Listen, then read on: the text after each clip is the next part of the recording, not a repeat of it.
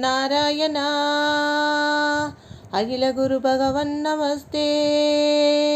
சர்வத்ர கோவிந்த நாம சங்கீர்த்தனம் கோவிந்தா கோவிந்தா. ஸ்ரீமன் நாராயணீயம் 14வது தசகம். ஸ்ரீ கபிலர் அவதாரம். மெய்ப்பொருள் அறிவோம். குருவாயூரப்பனே, பிரம்மதேவரின் மகனான சுவாயம்புவ மனு பகவானின் இரு திருவடிகளையும் இடையராது தியானித்து கொண்டும் பகவானின் வரலாற்றையே ஓதிக்கொண்டும் தனது மன்வந்தர காலத்தை இடையூறின்றி இனிதே கழித்தார்.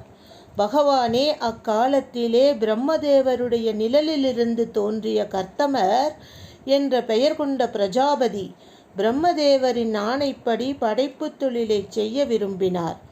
ஆகவே இயற்கையிலேயே அழகுமிக்க பகவானை 10000 ஆண்டுகள் பூஜித்து தவம் புரிந்தார்.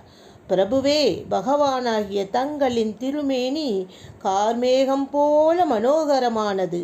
தாமரை பூ போன்ற திருக்கரத்திலே விளையாட்டாக தாமரை மலரை ஏந்திய வண்ணம் புன்முறுவலால் மலர்ந்த முகத்துடன் கருடன் மீது அமர்ந்து கர்த்தமருக்கு பகவான் தங்களுடைய திருமேனி காட்சியை அளித்தீர்கள் அல்லவா?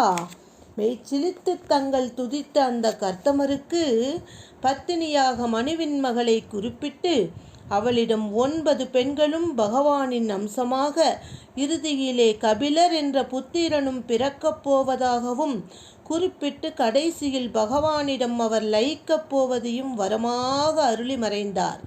பகவானால் குருவாயூரப்பனால் ஏவப்பட்ட நாரத முனிவரால் உபதேசிக்க பெற்ற சுவாயம்புவ மனு தமது மனைவியான சதரூபையுடனும் நற்குணம் படைத்த மகளான தேவகூதியுடனும் பகவானின் வரவை எதிர்நோக்கி கொண்டிருக்கும் கர்த்தமரிடம் வந்து சேர்ந்தார்.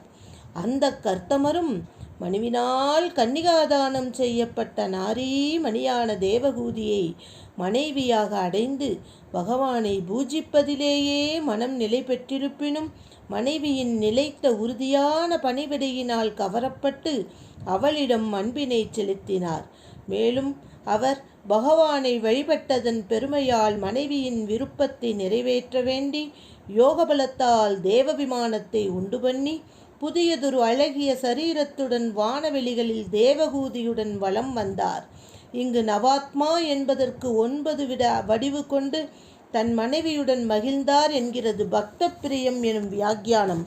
இவ்வாறு அந்த கர்த்தமர் 100 ஆண்டுகளை கழித்து மிகவும் அழகிய 9 பெண்களை பெற்றெடுத்தார். பின் துறவியாக வனம் செல்ல முயன்றாராயினும் தன் மனையாளுக்கு நன்மையை செய்ய விரும்பி பகவானின் அவதாரத்தை ஆவலாக எதிர்பார்த்து கொண்டு அங்கேயே வாழ்ந்து வந்தார்.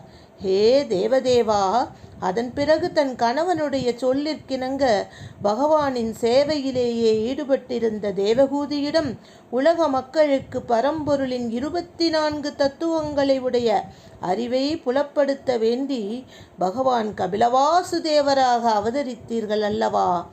பகவானின் திருவவதாரத்தால் கபிலவாசுதேவரால் மகிழ்வுற்ற கர்த்தமர் வனமேகிய பின் தாயாரால் பிரார்த்திக்கப்பட்டு தனது மதத்தின் முடிவான பொருட்கள் அனைத்தையும் தன் தாய்க்கு உபதேசித்த கபிலவாசுதேவ மூர்த்தியாக தோன்றிய குருவாயூரப்பா, இருகரம் கூப்பி நமஸ்கரிக்கின்றேன்.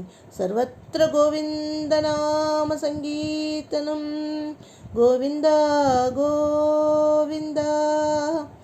என்னை இந்நோய் கூட்டத்தினின்றும் விரைவில் காத்தருள வேண்டும் என்று அகில குருவான நாராயண பட்டத்திரி நம் அப்பன் குருவாயூரப்பனுடன் வேண்டிக் கொண்டு இந்த அழகான தசகத்தை முடிக்கின்றார்.